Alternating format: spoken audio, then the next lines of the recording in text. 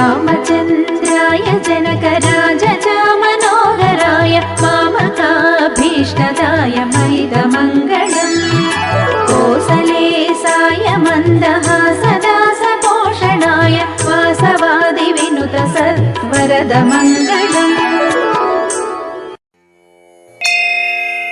ఓం శ్రీ మహాగణాధిపతయే నమః. సరస్వత్యై నమః. శ్రీ గురుభ్యో నమః. హరి ఓం. శ్రీ సీతారామాభ్యాం నమః. వాల్మీకి మహర్షి విరచిత శ్రీమద్ రామాయణమనందలి బాలకాండమునందు 38వ సర్గము యథాతథ అనువాదము. సగరునకు పుత్రప్రాప్తి. గాధిసుతుడైనటువంటి విశ్వామిత్రుడు కుమారస్వామి జనన వృత్తాంతాన్ని, గంగానది గాథను శ్రీరామునకు వివరించిన పిమ్మట ఇంకా ఆయనతో ఇలా చెబుతూ ఉన్నాడు. పూర్వము సగరుడు అని పేరు కలిగిన ఒక మహారాజు అయోధ్యను పరిపాలిస్తూ ఉన్నాడు. అతడు మహావీరుడు, ధర్మాత్ముడు. ఆయనకు సంతానం లేకపోవటం వలన పిల్లల కొరకై తపన పడుతూ ఉన్నాడు. రామా, విదర్భ రాజకుమార్తె అయినటువంటి కేసిని అనేటువంటి ఆమె సగరునకు పెద్ద భార్య. ఆమె ధర్మనిష్ట కలిగినటువంటిది, సత్యవాదిని. సుమతి అని పేరు కలిగినటువంటి ఆమె సగరునకు రెండవ భార్య. ఆమె అరిష్టనేమి అని పేరు కలిగినటువంటి కశ్యపుని కుమార్తె, గరుత్మంతుని సోదరి, నిరుపమాన సౌందర్యవతి. ఆ సగర మహారాజు తన ఇద్దరు భార్యలతో కూడి హిమవత్ పర్వతము చేరి అక్కడ భృగు ప్రస్రవణం అని పేరు కలిగినటువంటి గిరియందు తపస్సు చేశాడు. సగరుడు అక్కడ ఒక 100 సంవత్సరముల పాటు భృగు మహర్షిని గురించి ఆరాధించి తపస్సు చేశాడు. ఆ తపస్సునకు మెచ్చి సత్యవంతులలో శ్రేష్ఠుడైనటువంటి ఆ ముని ఆయనకు ఒక వరమును ప్రసాదించాడు. పుణ్యాత్ముడమైనటువంటి ఓ రాజా, నీకు పెక్కుమంది పుత్రులు కలుగుతారు. లోకమున నీ కీర్తి ఇనుమడిస్తుంది. నాయనా, నీకు ఒక భార్య యందు వంశమునకు వన్నె తెచ్చేటువంటి ఒక పుత్రుడు ఉదయిస్తాడు. వేరొక భార్య యందు 60,000 మంది పుత్రులు పుడతారు. అప్పుడు ఆ రాజపుత్రికలు ఆ మహాముని వచనమునకు మిగులు సంతసించినటువంటి వారై అంజలి ఘటించి ఆయనను ప్రసన్నునిగా చేసుకొని ఇలా పలుకుతూ ఉన్నారు. ఓ మహాత్మా, మా ఇద్దరిలో ఒక్క కుమారుడు కలుగునది ఎవ్వరికి? పెక్కుమంది పుత్రులు కలిగేటువంటిది ఎవరికి? ఆ మాట వినగోరుచున్నాము. మీ మాట జరిగి తీరుతుంది. ఆ ఇద్దరి యొక్క వినతిని ఆలకించి పరమధర్మాత్ముడైనటువంటి భృగు మహర్షి పుత్రప్రాప్తి విషయంలో మీ కోరికను ప్రకటించండి.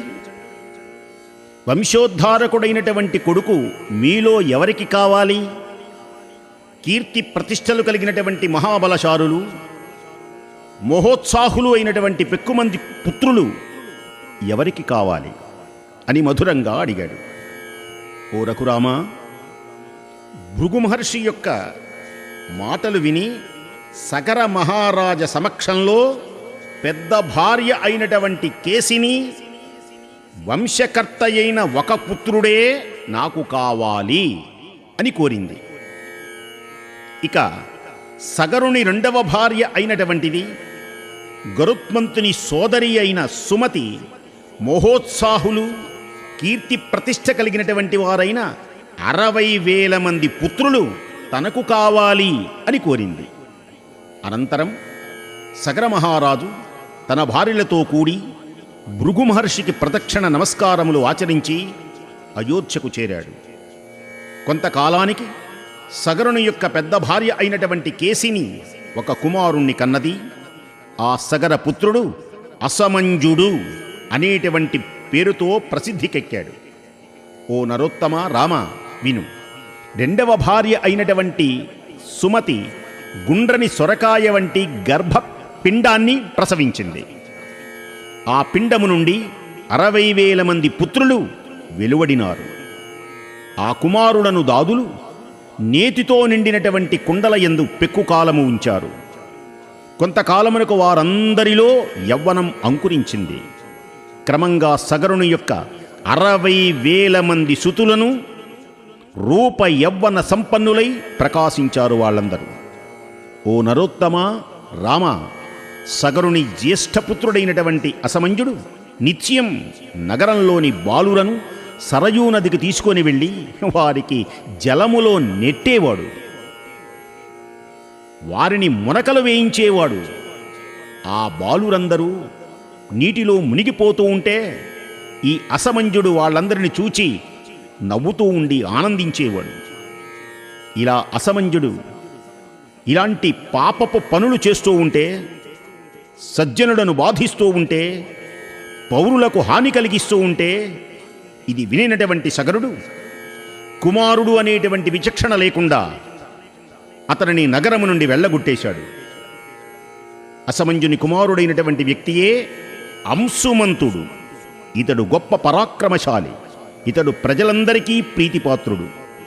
తండ్రిలా హింసించేటువంటి వాడు కాదు, అందరితోనూ ప్రియంగా మాట్లాడేవాడు.